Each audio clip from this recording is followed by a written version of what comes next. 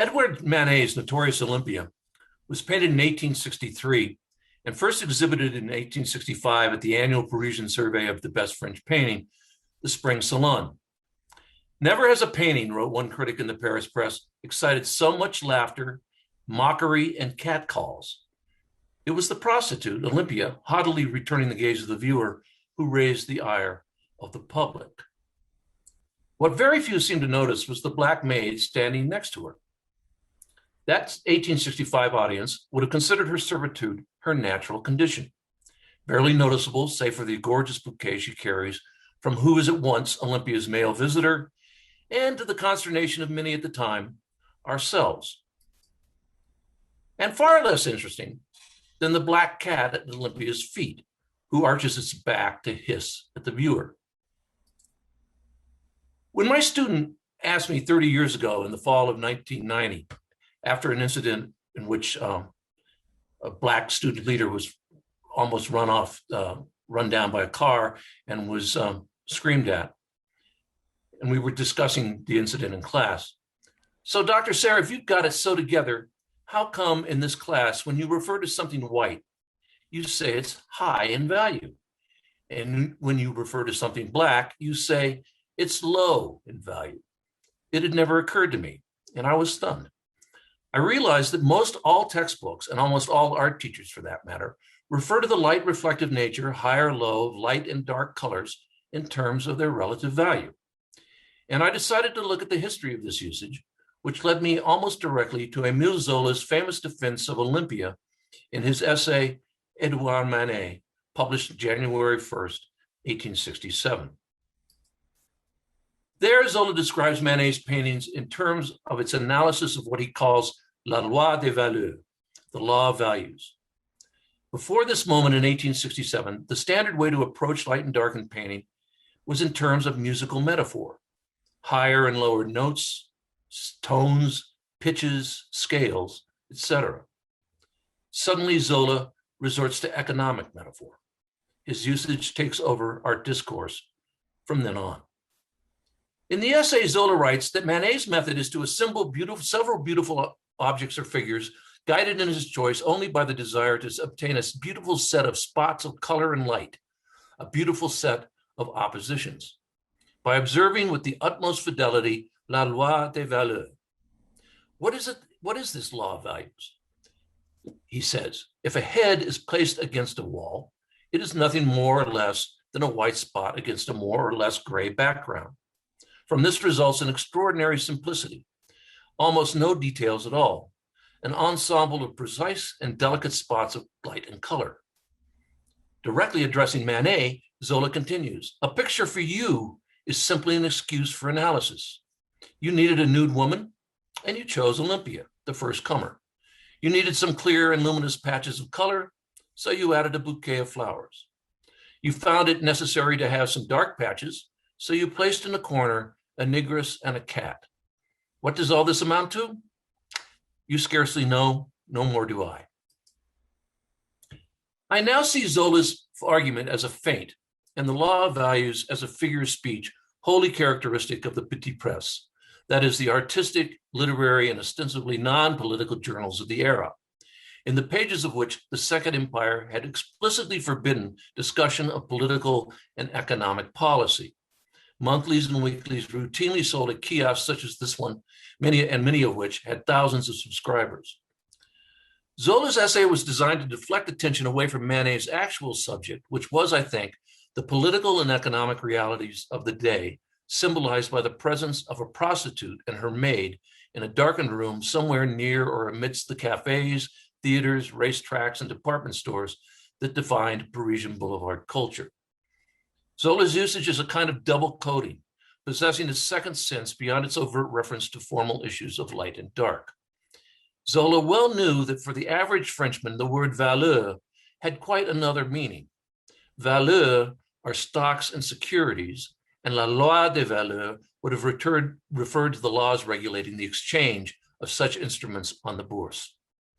Valeur for Zola is a trope for the political economy of slavery and the Second Empire's complicity in the ongoing slave trade in the Americas, where in 1863, civil war was raging.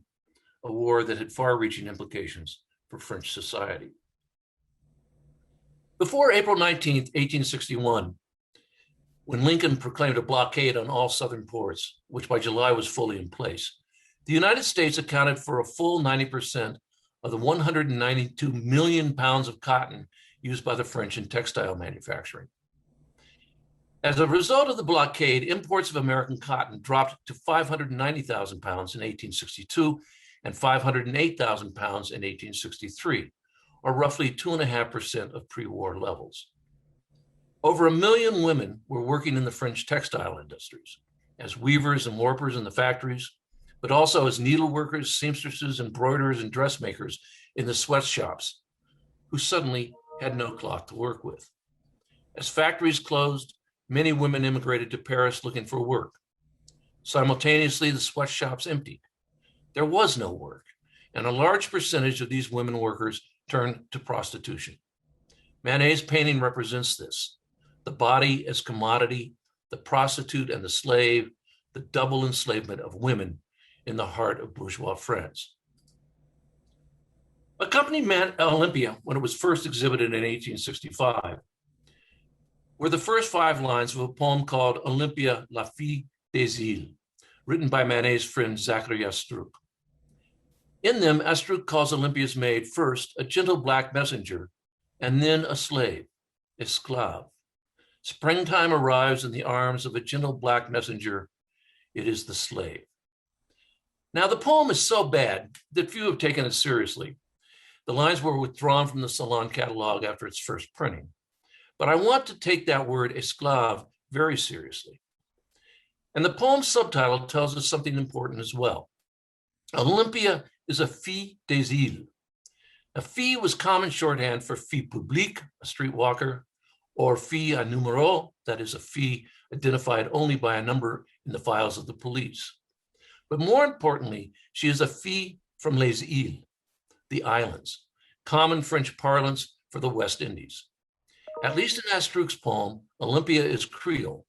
Creole is understood at the time to mean an inhabitant of the islands of pure French ancestry, and her now emancipated slave, one presumes, was brought with her to Paris from Martinique or Guadeloupe. Now, Manet had been acutely aware of the horrors of slavery since his youth. When he was not yet 17 years of age, on December 8, 1848, the young Édouard Manet set sail for Rio de Janeiro aboard the 3-masted merchant marine vessel Le Havre et Guadeloupe. It was a training voyage designed to prepare him for the entrance exam for the French Naval Officers School, which he had failed a few months before. From Rio de Janeiro, where he had arrived on February 5th, he wrote his mother, "After lunch, I went with my new friend to look at the whole town. The only people you meet in the streets are Negroes and Negresses. The Brazilian men go out little, and the women even less. In this country, all the Negroes are slaves. All these wretched people look brutalized. The power the whites have over them is extraordinary. I saw a slave market, which is a fairly revolting sight for us. The Negroes are dressed in trousers, some a loose cloth jacket, but as slaves, they are not permitted to wear shoes. The women are mostly naked to the waist. Some have a silk scarf around their necks, falling down over their chests. They are mostly ugly, though I saw some quite pretty ones. They dress themselves with much care. Some make themselves turbans, others arrange their frizzy hair in a most artistic fashion, and almost all wear skirts decorated with monstrous flounces. In a letter to his cousin, written a few days later, he would follow up. The population is 3/4 Negro or mulatto. Most of them are hideous, except for some exceptions among the Negresses and mulattas. The latter are almost all pretty. In Rio, all the Negroes are slaves. The trade here is extremely strong. In Rio, Manet was rehearsing the experience of the French colonial slave trade, figuratively, if not literally. Indeed, when Manet writes his cousin of the traite, he employs a usage that by the late 17th century had come to signify, standing alone as here, the French Atlantic slave trade as a whole. And the name of the ship on which he found himself, Le Havre et Guadeloupe, took for its name two of the three vertices of the French Atlantic Triangle. The pattern of trade that until 1831 had moved goods from France to Africa, where they were exchanged for slaves, slaves to the French Caribbean, where they were traded for the sugar and cane and coffee that they were enslaved to cultivate, and then sugar and coffee back to France, where these commodities fed the country's ever-increasing craving for sweetness and stimulation. Manet in Rio might have felt, as a Frenchman, some satisfaction that his own country had finally abolished slavery some 9 months previously. But he might have also felt, at least slightly discomfited, by the fact that as Le Havre et Guadeloupe disembarked from Rio in March, it took on between 2,500 and 3,000 bags of coffee, all the product of the largest slave state in the world. The ship was indeed profiteering from the slave trade. Now, Manet began working on Olympia 15 years later, sometime in 1863. The Battle of Gettysburg occurred July 3, 1863. And meanwhile, Napoleon III's troops had advanced into Mexico in January 1862 with designs on creating a French-backed Second Mexican Empire.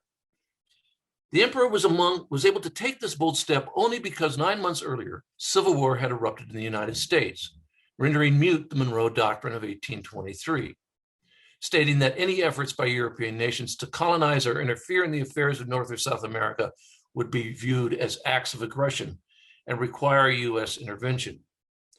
Napoleon III would formally install Archduke Maximilian as Emperor of Mexico on April 10, 1864. Sometime before the end of 1863, Olympia was completed, but it was not exhibited until the spring of 1865. Between the painting's completion and its exhibition, Manet's Republican politics emerged full-blown.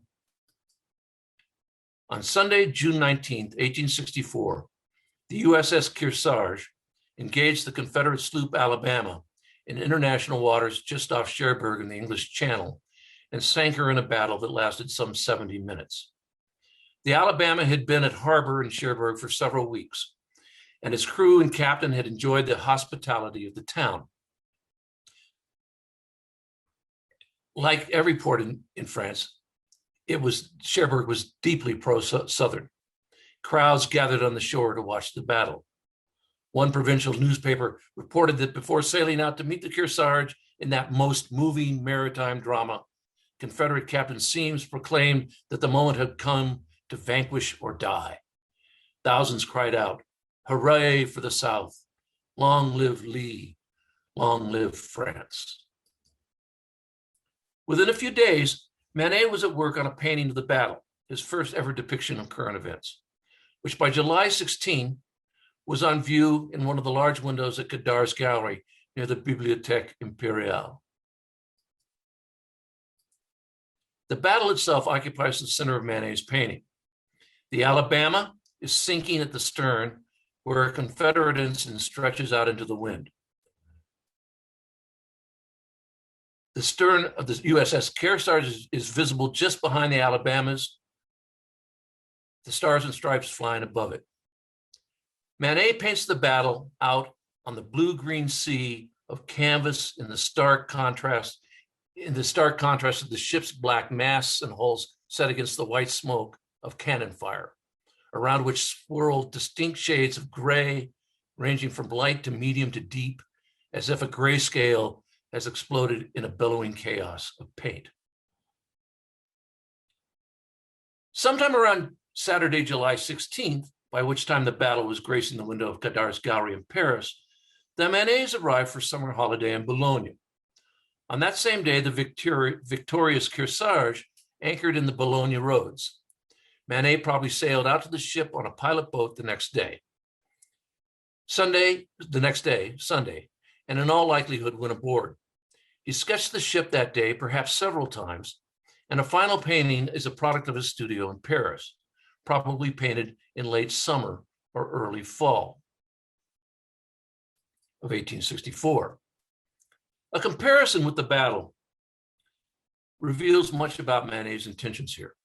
In the first place, the Bologna's Kearsarge sits in roughly the same place relative to sea and sky as in the Cherbourg battle. only now its view is unobstructed. The ships sailing in the foreground have been reversed both left to right on the canvas and directionally in their movement. The pilot boat in the Cherbourg painting is heading out to sea, and the fishing boat in the Bologna painting is coming in before the wind. Both ships are heeling to port, that is, to the left. The Cherbourg scene takes place in the open sea, the Bologna painting in the calm of the roads. Finally, the chaos of battle is contrasted to a sea full of sightseeing vessels sailing beneath a clearing sky. The two paintings certainly form a pair, and had they ever been hung together, the battle on the viewer's left, the Bologna Kearsarge on the right, they would have framed the Kearsarge at both war and peace. But they were never hung together and were only once ever exhibited in the same show. Manet's one-person exhibition in the Place d'Alma across from the World's Fair in the spring and summer of 1867, for which Zola published his pamphlet describing the law of values. When Manet had sent the Kearsarge at Bologna to Martinez for exhibition in 1865, he had titled it The Sea, the Federal Ship Kearsarge in the Roads of Bologna by the Sea. But at the Exposition Particulière, he renamed it Fishing Boat Coming in Before the Wind. It was hung as number 45 in the exhibition, rather distant from the Battle of the Kearsarge and the Alabama, which was number 22. Manet surely understood that the battle was ambiguous.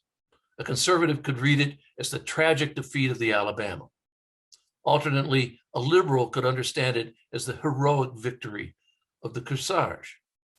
But the Kearsarge of Bologna was plainly partisan, and Manet must have felt obliged to distance the one painting from the other by both name and space.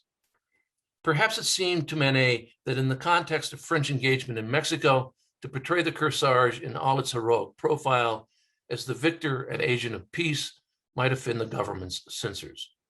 So he relegated it, titularly, to the background and drew attention instead to the fishing boat headed into shore. Viewed in this light, the two paintings are not only about the American Civil War being played out in French waters, but also equally about French politics as they were playing out in the Americas.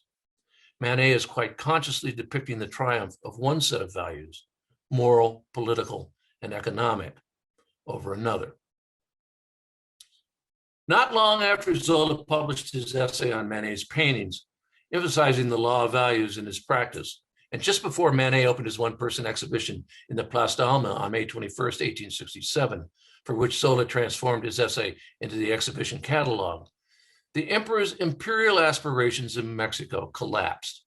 French forces had been departing Mexico since August 1866, and on February 5th, 1867, the last French troops in Mexico finally evacuated the capital, leaving Maximilian to fend for himself. Under the siege of Querétaro by the Republican forces of Benito Juarez, Maximilian tried to escape through enemy lines, but was intercepted on May 15th, subsequently court-martialed and sentenced to death. Just a week before Manet opened his one-person exhibition. 3.5 weeks later, on June 19th, Maximilian was executed. The news arrived in Paris on July 1. Within a week, Manet was at work on the first of 4 versions of the execution of the Emperor Maximilian, a project that would occupy him for the next 1.5 years. This is the final version of the execution. Manet painted it 4 times. A painting, in Georges Bataille's words, of death coldly, methodically dealt out by a firing squad. That cold eloquence suggests the depth of Manet's outrage. I have been arguing that French culpability, more precisely the culpability of the imperial regime and the conservative factions supporting it, for the woes of French society, from slavery in the French colonies and its aftermath, to prostitution, to imperial adventuring, was one of Manet's chief subjects. Given this subject matter, he worried consistently about government censorship. Indeed, in January 1869, shortly after finishing this final version of the execution of Emperor Maximilian and a lithograph of the same subject, Manet received a letter from what he referred to as the authorities, presumably the Dépôt Légal, the Department of Ministry and the Interior, responsible for the registration of prints and printed books, and thus also their censorship, informing him that it forbade the printing of the lithograph and that the painting would be rejected from the Salon of 1869 if he insisted on presenting it. 4 years earlier, Manet had dared to put the cruel irony of prostitution before the eyes of the censors, but they had missed his point. Zola had claimed that Manet had no idea what he was up to. He was simply painting according to the law of values. Writing those words, Zola well knew that Olympia and her maid were objects of exchange, commodities, valeur, for which, as with the execution of Maximilian, Imperial France could and should be condemned. And this is the cover of my forthcoming book.